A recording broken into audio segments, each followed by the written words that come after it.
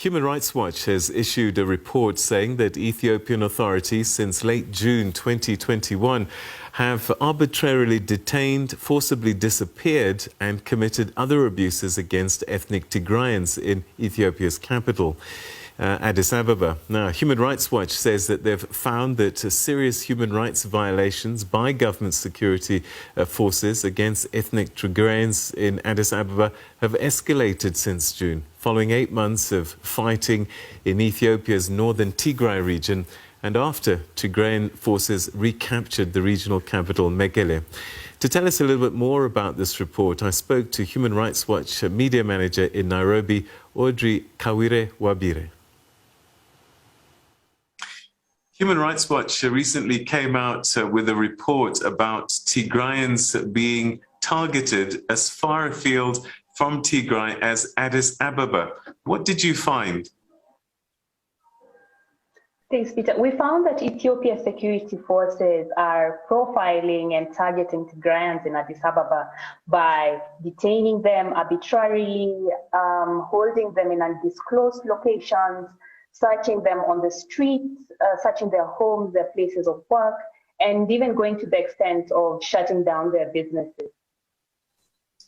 How do you know that it's just Tigrayans that are going through this? How do they decide?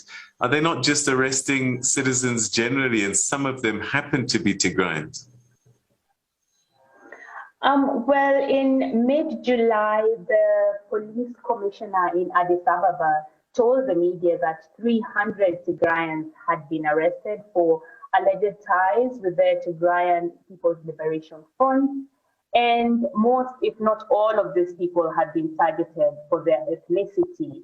And there are also specific instances where we found in our research that show that this is actually targeting people for their ethnicity.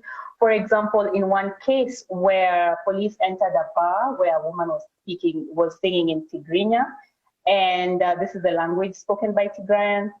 And the police stopped her and told her that it's no longer allowed to sing in Tigrinya, and that clubs that were Tigrinya clubs or performing Tigrinya music were being shut down.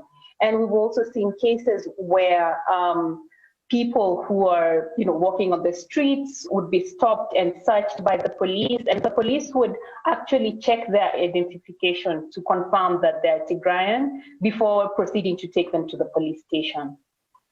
Ethiopia's ambassador to South Africa said that this report is not credible, and because you didn't speak to the right people. Who did you speak to? The research was conducted with former detainees who had been detained and then released, and they spoke about their experiences. We also spoke to relatives of people who had been detained, who explained that they could not find their loved ones and they were really worried. We also saw court documents and police documents of some of these cases. And we sent an email to the Attorney General in Ethiopia in August this month. And there's been no response about, we sent them this research and they've not responded and told us, what they think or what they're seeing. Your report also talks about some of the tactics that security officials use to keep people in jail longer than they're allowed to. Tell us about that. So after transporting people or transferring people from the police station, people are detained in, locations far away. For example, we found that some people had been transferred to the northeast region called Afar, and there they don't have access to their lawyers or their family. So in this way, it's really hard to find out, go to court or have your day in court. Therefore, you can stay for any amount of time. And this puts families in a very difficult situation because you cannot follow up on a case, you cannot, go and visit your loved ones. And this is truly disturbing. Your report talks about forcible disappearance. What does that mean?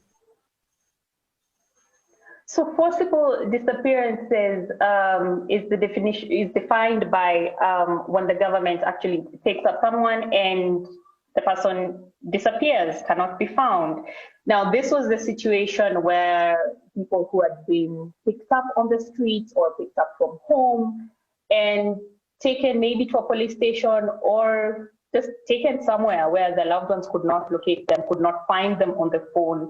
And so they just literally disappeared. And this is the case, these are some of the cases we are seeing with the Tigrayans in Addis. And this is something that, you know, the security forces in Addis have been doing to profile some of the Tigrayans that we documented. Is this something that has been happening since the conflict began 9 months ago, or has it escalated in recent times as a result of the conflict? Well, we had been documenting this as the conflict began in November, but in June, as Tigrayan forces recaptured the capital, the regional capital, Mekelle, the government forces then withdrew from Tigray, and since then, we noticed that the government abuses against Tigrayans in Addis Ababa really escalated. And what's your call then to Ethiopian authorities as Human Rights Watch?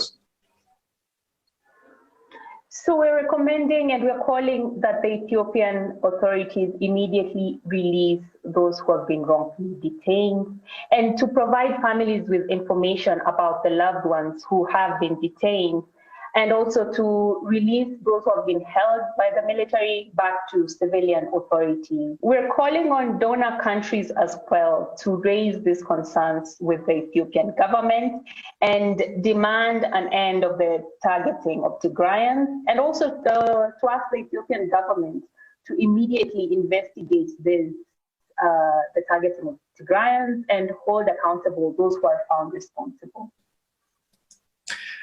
Kawire Mwabire, Media Manager at Human Rights Watch in Nairobi. Thank you so much indeed for joining us and talking to us about this disturbing report. Thank you. Thank you for having me, Peter.